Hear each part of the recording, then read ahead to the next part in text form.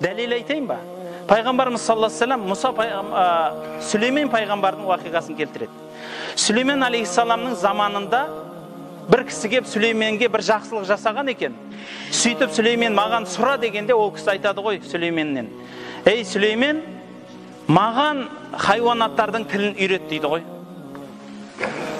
Жоқ, басқа нәрсе сұра дейді. Дүние сұрасайшы берейін. Жоқ дейді, маған осыны үйрет енді, қоймайды. Сонда айтады: "Мақұл" дейді, "көп нәрсе үйретпеймін" дейді. Бір кішкентай ғана жануарлардың тілін үйретейін, құстар, жындар, басқалар, олардың тілін не қыласың? Сен біреуін үйрен деп, кішкентай жануарлардың тілін үйретеді. Сонымен үйіне келсе, сиырын да түсінеді, итті де түсінеді, мысықты да түсінетін болады. Бір отырған кезінде қараса, көршінің иті өзінің итінің жанына келіп тұр. Сөйтіп екеуі сөйлесіп атқанына куә болады. Көршінің иті еті бар екен, бір жерде тыққан. Соны сұрап жатыр өзінің иті. "Әй, берсе анау еттен, бізде жейгенді" десе, "Болмайды, маған өзіме керек болады, соған қара күніме деп жауып қойдым" десе, анау айтады: "Мынау қожайынның сиыры ауырып тұр негізі. Сол ертең болмаса ары күні өледі. Сол өлгеннен кейін сол бір сиырдың еті ғой, екеуміз мырық боламыз. Бері ана етіңді" дегеннен кейін жарайды дейді. Сонымен екеуі барып ет жейді. Бұл бірден түсінеді де барып сиырын базарға сатып береді.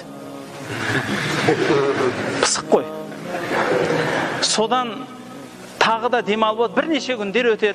Содан демалып отса, анау иті тағы келіп тұр. Сөйтіп көршісінің иті сол екеуі сөйлесіп атса, анау ит сұрап атыр ғой: "Еттен берсейші" десе, "Жоқ, болмайды" дейді. "Өткендегі сиырың деп едім, болмады ғой" десе, "Ол менің қолымдағы нәрсе емес қой, қожайын сатып берді ғой, оны мен не қылғанда ондай болмайтын еді ғой.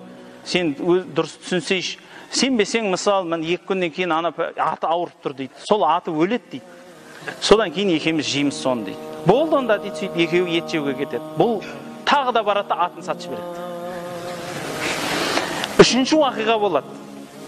Тағы да ит келеді, тағы да екеуі уәделеседі, болмайды.